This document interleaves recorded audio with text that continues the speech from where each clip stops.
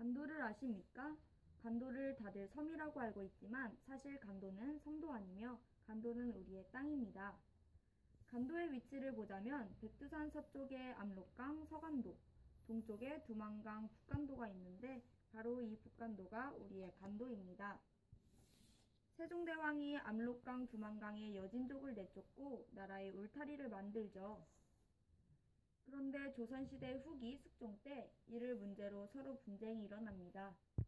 이때 청나라의 목극동과 우리나라의 박권이 합의를 보아 백두산에 비석을 세워 백두산 정계비를 세웁니다. 백두산 비석의 내용은 서위암록 동이토문으로 서쪽으로는 압록강, 동쪽으로는 토문강을 경계한다는 뜻입니다. 그 말은 즉슨 북간도는 우리 땅이라는 것이죠. 하지만 1909년 간도협약 때 일본이 간도를 청에게 주는 대가로 남만주철도 부설권과 푸순 탄광채굴권을 얻는다는 협약을 맺어 간도를 청나라에 팔아 넘깁니다.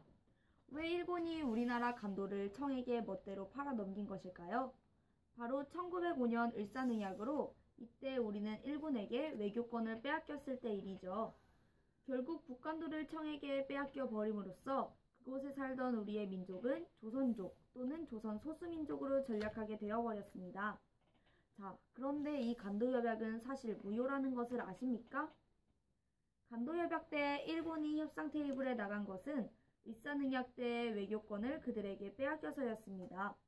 그리고 이 을사능약에는 고종 황제의 옥새가 찍혀있지 않았어요. 을사능약에 찍혀있던 직인은 이완용, 이지용, 이근택, 박재순, 권준현이라는 대신들의 직인이었어요. 이들을 을사오적이라 부르며 황제의 허락이 없으므로 결국 이 간도협약은 무효가 됩니다.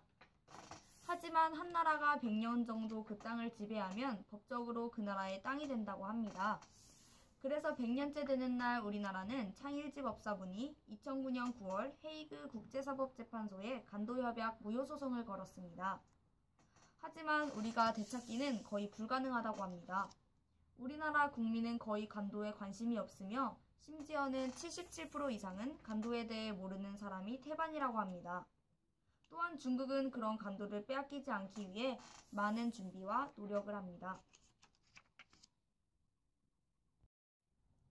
서북공정, 서남공정, 동북공정 이들은 모두 주요 풍부한 70가지의 자원을 가진 과거에 지배했던 나라들을 독립하지 못하게 하고 모든 역사가 중국의 일부로 인식하게 하는, 즉 자신들과 같은 문화이자 역사로 중국을 편입하고 공정하는 프로젝트입니다. 이것으로 인해 북한도는 자신들의 땅이라며 조선민족을 놔주지 않는 것이지요.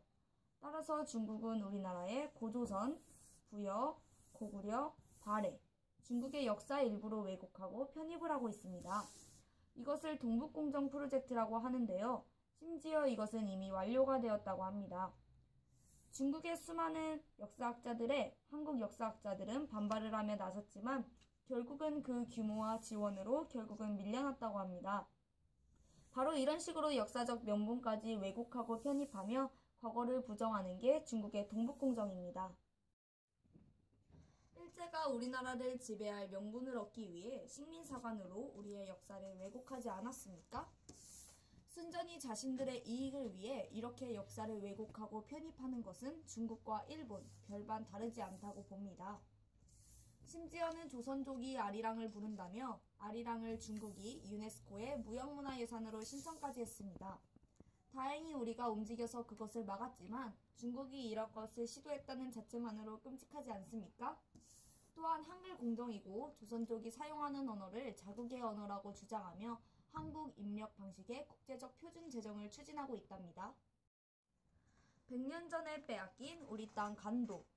물론 우리에겐 별거 아닐 수도 있습니다. 되찾기도 매우 힘듭니다.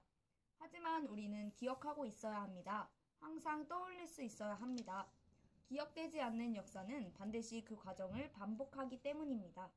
다시는 우리의 역사가 간도처럼 어처구니 없이 빼앗기지 않도록 우리는 이 간도를 항상 기억하고 있어야 합니다.